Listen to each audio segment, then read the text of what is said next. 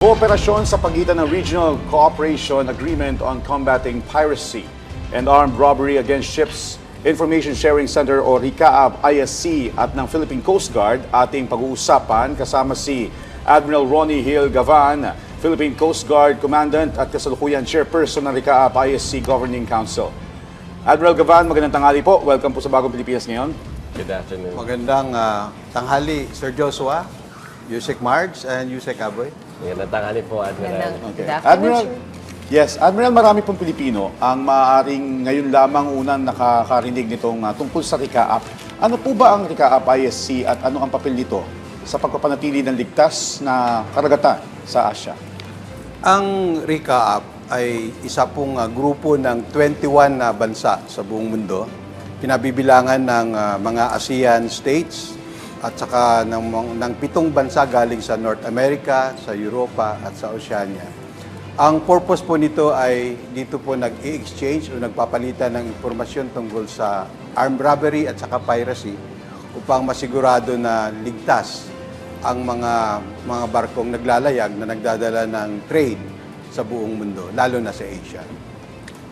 Okay. Sir, bakit po mahalaga ang regional cooperation o pagtutulungan ng mga bansa sa pagtugon sa mga hamon sa maritime security sa panahon ngayon na mas konektado ang ating mga karagatan? Unang-una, ang piracy at armed robbery ay hindi po kumikilala ng jurisdiction. Wala pong teritoryong pinag-uusapan, kaya kailangan ng lahat ng bansa ay magsama-sama, mag-share ng information upang agarang marespondihan ng mga ahensya ng gobyerno ng iba't ibang bansa yung piracy or armed robbery sa kanilang mga lugar. Admiral, sa paglipas ho ng mga taon, paano ho nagbago yung mga sitwasyon sa maritime security sa Asia? At ano po yung mga pangunahing trend or banta na pinakamalapit niyong minomonitor sa kasalukuyan po? Unang-una, mula nung nagkaroon po ng RICAAP-ISC, bumaba po yung bilang ng piracy and armed robbery sa buong mundo. Pag ikumpara po natin yung datos ng 2025 and 2026, bumaba po ng 62% mula po sa 29 incidents noong 2025. Ngayon po ay bumaba ng 62%. Ngunit ang trend sa ngayon, habang gumaganda yung responde ng mga bansa, nag-evolve na rin yung piracy sa mundo. Mayroon nang nag-fake ng mga AIS nila, AIS signals nila. May mga dark vessels na tinatawag natin na hindi na natin nakikita yung kanilang AIS. Yung una, dinadaya nila yung signal. Akala natin nandito sa lugar na to, malayo pala. Pangalawa naman, talaga nagpapatay na ng signals nila, kaya nahirapan tayong i-track. Ngunit lumalakas naman yung kooperasyon ng 21 countries, kaya bumababa yung bilang ng piracy and armed robbery. Well, Admiral, gaya nga po nung nabanggit nyo, as we improve security, yung piracy nag-i-improve din. Now, with this being said, paano po nakinabang o ano po ang bentahe ng pakikipag-ugnayan ng Philippine Coast Guard, ng PCG, sa partnership dito sa RICAAP-ISC? Unang-una, ang Pilipinas ay almost entirely dependent sa maritime trade. No? Sa global trade na around 24 trillion US dollars, around 970 billion dito ay may direct na impact, 970 billion pesos ay may direct na impact sa Philippine economy. Yan po yung bumubuhay ng ating ekonomiya. Kaya't mahalaga sa Pilipinas na magiging aktibong miyembro ng RICAAP upang mapangalagaan din natin ang ating sariling ekonomiya. In context, sa around 106,000 na bumabiyahing barko sa buong mundo, around 51,000 dito ay nandito sa Asia. Sa 51,000, 17,000 dyan ay dito sa Pilipinas. So napakalaki po ng impact sa bawat Pilipino, napakalaki po ng impact ng Pilipinas naman sa ating region. Okay. Admiral, bakit po dapat maging mahalaga sa ordinaryong Pilipino ang usapin ng maritime security at paano po ba ito direktang nakakaapekto sa kanilang pang-araw-araw na buhay?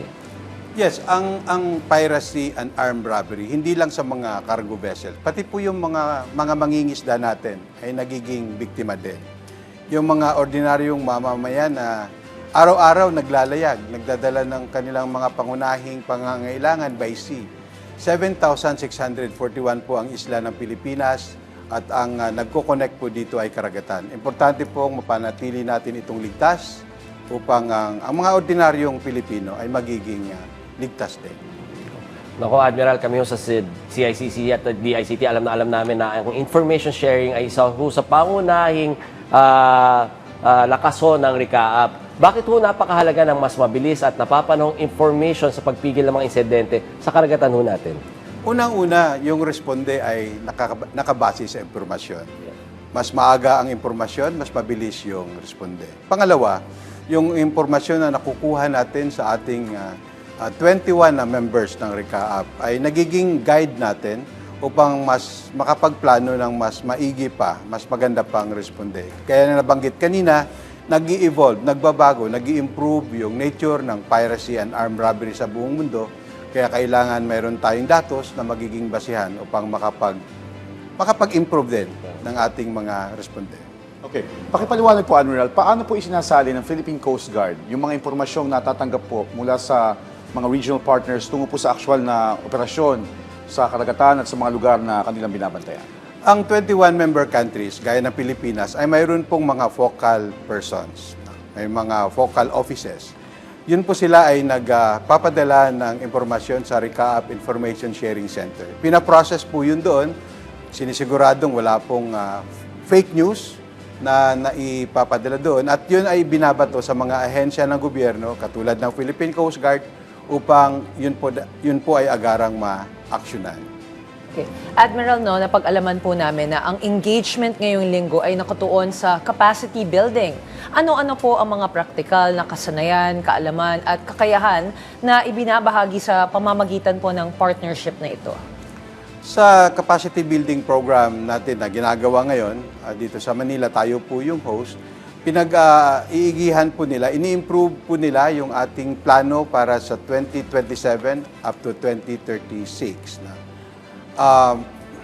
Pangalawa, yung proseso po, ini-employ na natin yung teknolohiya upang mas magiging real-time yung pagpadala ng mga impormasyon sa ating center. May mga analytical tool na dinevelop yung RICAAP upang mas mapabilis na maproseso yung mga impormasyon. Yun po yung pinagtutuunan nila ng pansin sa ngayon. Hindi lang po Coast Guard ang umattend, no? Pati po yung mga port operators, pati po yung shipping industry ay represented din po sa capacity building program na ito. Admiral, gaya ng binanggit nyo, nagbuo ng analytical group. So, ano yung mga umuusbong na banta na dapat natin paghandaan sa region natin when it comes to maritime security sa susunod na dekada? Sa ngayon, gaya ng yung Strait of Malacca, Singapore, yun po yung pinaka-critical na sea lane sa ngayon. Around 40% po ng trade, up to 50% ng Asian trade, dyan po dumadaan. Napansin po natin sa ngayon na yung bumabiyahe going eastbound, no? Yung galing po sa Europa, papasok po sa Pilipinas, yun po yung paborito ng mga pirata. Kahit na nag-improve na yung actions ng mga bansa, sige pa rin sila. Okay. Ang paghandaan natin sa ngayon ay dahil naghihirap po yung mundo. Okay. Yung petty crimes, yung pagnanakaw ng mga kargamento ay patuloy pa rin magiging attractive habang naghihirap yung mga tao. Yun po yung ating paghandaan. Kaya nga po yung maritime security, yung anti-piracy, hindi lang po ito gawain na dapat sa karagatan lang nakatutok. Pati po yung governance along the coastal areas ay dapat din pong pagtuunan. Ngunit ang pangunahing responsibilidad ng RICAAP ay yung sa sea lane po. Ang ating isa pang dapat pagtuunan ng pansin at paghandaan, dapat yung mga nag-ooperate mismo ng mga barko, dapat buo yung loob nila na mag-report sa mga authorities. Dahil may mga sitwasyon na sila mismo ayaw mag-report dahil takot silang habulin ng mga pirata lalo. Okay. Admiral, ano po ang inyong pananaw para sa isang mas ligtas at mas secure na maritime region at paano po makakatulong ang mas matibay na kooperasyon ng mga bansa upang makamit ang layunin ito. At pahabol ko lang po, ano po ang maaaring asahan din ng publiko ngayong kayo po ang chair ng RICAAP ISC mula sa PCG. Nabanggit ko na rin po dati, kung gusto po natin na magiging ligtas yung ating mga silane, kailangan natin ng 3 or 4 na R. Okay? Dapat mayroong batas na sinusunod. Okay? At pangalawa, dapat mayroon tayong karampatang mga or sapat na mga resources. No? Mayroon tayong mga barko, mayroon tayong surveillance equipment. At pangatlo, dapat mayroon tayong magandang ugnayan sa lahat ng stakeholders. Sa shipping operators, port authorities, at mga government agencies and institutions. At may pang-4 na R, resolve. Dapat mayroon tayong matibay na desisyon, mayroon tayong buo na loob na gawin ang ating respective na role upang masugpo ang piracy and armed robbery against ship. Dapat magsama-sama yung 4 na R na yon.